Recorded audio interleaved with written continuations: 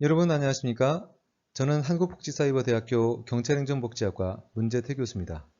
우리 주변에서 일상과 관련해 분쟁이 자주 발생합니다. 저는 그 중에서 특정 주제를 뽑아서 짧은 시간 여러분께 쟁점을 정리해 드리는 5분 특강을 한번 준비해 보았습니다. 오늘 주제는 밀쳤을 뿐인데 억울해인데, 이것은 폭행 사건과 관련해서 많은 가해자분들이 형사 사건의 조사를 받고, 그 다음에 이것이 입건되어서 나중에 형사 조정이든 판결, 그죠? 법정에서 나는 억울하다, 나는 때린 적이 없다 라고 주장한 것을 자주 보게 되는데요. 안타깝지만 그분들이 생각하는 폭행에 대한 기준은 다르다는 것이죠. 그래서 이런 폭행에 대한 유형이라든가 정의를 잘못 이해해서 나는 전혀 폭행 사건의 가해자로서 사건에 휘말리고 싶지 않은데, 단지 착고로 인해서 그 사건에 휘말리는 경우가 발생하지 않았으면 하는 마음에 오늘의 주제를 정했습니다.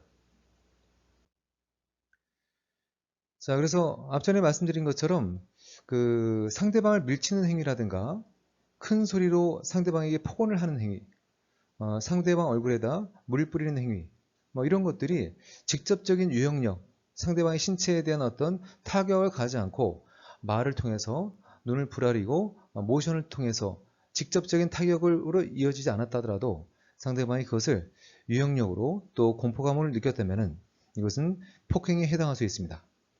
그래서 이와 관련해서는 폭행 정의와 유형에 대한 형법과 대법원 판결문을 한번 보면서 다시 한번 새겨보겠습니다. 자, 먼저 관련법, 형법에서는 일반 폭행과 전속 폭행과 특수 폭행을 구분해서 규정하고 있습니다. 일반 폭행은 형법 제260조 제2항에 나와 있죠. 그래서 사람의 신체에 대하여 폭행을 가한 자는 2년 이하의 징역, 500만 원 이하의 벌금, 불유 또는 과료에 처한다. 그래서 2년 이하의 징역이다라는 거죠. 그 다음에 500만 원 이하의 벌금이다. 근데 이것이 이제 일반 폭행을 지나서 전속 폭행으로 간다거나 이 내용을 이제 보시면 되겠고, 특수 폭행, 단체 또는 다중 위력을 보이거나 어떤 도구를 들고서 내려치거나 하는 거, 그런 경우는 가중처벌이 된다는 것이죠. 그래서 이걸 기준으로 해서 또 가중처벌되는 내용까지 우리가 관련 법률을 통해서 우리가 확인할 수 있습니다. 자, 그렇다면 대법원에서는 폭행에 대해서 어떻게 정의하고 있을까요? 폭행죄에서 폭행이라 하면 사람의 신체에 대하여 물리적 영향력을 행사함을 뜻하는 것이다 라고 하죠. 그런데 반드시 피해자의 신체에 접촉함을 필요로 하는 것은 아니다 라는 것이죠. 따라서 피해자에게 가까이 다가가 욕을 하면서 때릴 듯이 두 손 두 팔을 이렇게 번쩍 들어서 위협하는 행동을 한 것, 혹은 물건을 휘두르거나 던지는 행위, 그렇죠? 이런 것들 맞지는 않았다 하더라도 그것이 바로 상대방에게 엄청난 유형력의, 그러니까 신체적, 정신적 그런 타격을, 그러한 공포감을 느낀다는 것이죠. 그래서 직접 피해자의 신체에 접촉하지 않았다고 해도 피해자에 대한 불법한 유형력의 행사로 폭행에 해당한다라고 이렇게 정의한 바가 있습니다. 또 비교적 최근에도 폭행죄에서 말하는 폭행이란 사람의 신체에 대하여 육체적, 정신적으로 고통을 주는 유형력을 행사함을 뜻하는 것으로서, 그렇죠? 그래서 여기는 육체만이 아니라 정신까지 봐야 되겠죠. 그래서 욕설을 한다거나 주먹을 막 때릴 듯이 이렇게 치켜 올린다거나 하는 것들, 이것도 유형력으로 봐야 되겠습니다.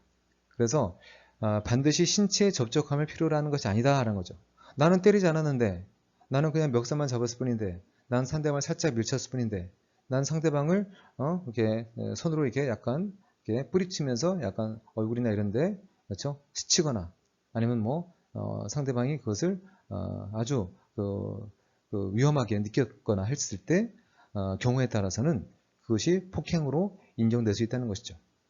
그래서 신체 접촉만이 아니라 그 불법성은 행위의 목적과 의도, 이것은 이제 고의성을 얘기하고요. 행위 당시 정황, 둘 간에 어떤 상황이었는지, 장난이었는지 아니면 어떤 위협적인 어떤 상황으로 이어졌는지, 행위의 태양과 종류, 그죠? 이것이 통상적으로 주먹을 휘두르거나 그런 모션이라든가 어떤 그 상대방에게 눈을 치켜 뜬다거나 하는 것들, 그 다음 피해자에게 주는 고통의 유무와 정도 등을 종합 판단해서 폭행을 보는 것이지 신체적인 타격만으로 우리는 폭행이다라고 한정해서 생각해서는 안 되겠습니다. 그래서 폭행 피해에서 이제 벗어나기 위해서는 상대방에 대한 존중 또 위험 상황을 인지할 수 있는 민감성을 지녀야 되겠고요. 그래서 불필요한 언쟁이나 다툼을 피하는 지혜, 이것은 상황 봐서 이상하다, 기류가 좀 아니다 할 때는 적절히 거기서 빠져나오는 그런 지혜가 필요하겠습니다. 여러분 수고 많으셨고 우리 다음 시간에 또 다른 주제로 볼 수 있으면 좋겠습니다.